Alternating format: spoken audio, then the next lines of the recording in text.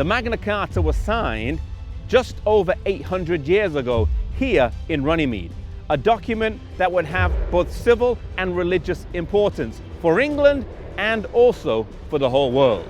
The backdrop to the signing of the Magna Carta was the growing tension between the King of England and the Pope over who had the authority to appoint the bishops of London and Canterbury. At that time, the King of England, King John, was probably one of our weaker kings. The Pope at that time, Pope Innocent III, was probably one of the stronger popes. And in this battle, the Pope eventually won. Because the king was unable to count on the support of the barons because he had conflict with them, he eventually surrendered to the papal legate in 1213, even laying his crown down at the feet in an act of submission. He also agreed to pay 1,000 marks per year, and that should any of his successors break that agreement, they would lose all authority in the realm. England was humiliated.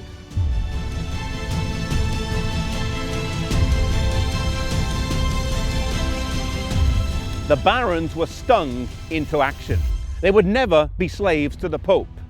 The issue of national sovereignty and the exchanging of money for spiritual benefits was at stake.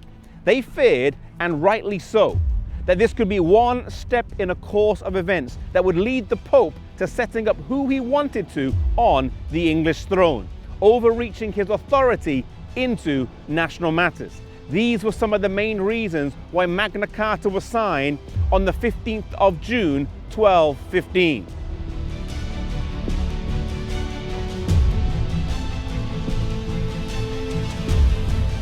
The first clause stated, "The Church of England shall be free, and hold her rights entire, and her liberties inviolate." This issue would rumble on for the next 150 years, and the money due to be paid to Rome lapsed over time and became sporadic.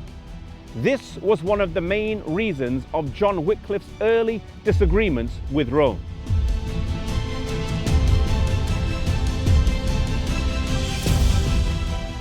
Another key aspect of the Magna Carta was the basis of law that it set up, that the king and the lawmakers were subject to the same law that they themselves wrote, that those accused were granted the right to be tried by a jury of their peers.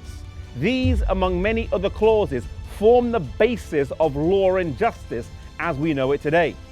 Many of the principles of Magna Carta form the basis of the US Constitution and the Bill of Rights in America. In fact, this monument here was paid for by the ABA, the American Bar Association.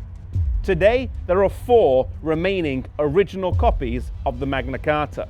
1 in the Lincoln Castle, 1 in St. Mary's Cathedral in Salisbury, and 2 in the British Library.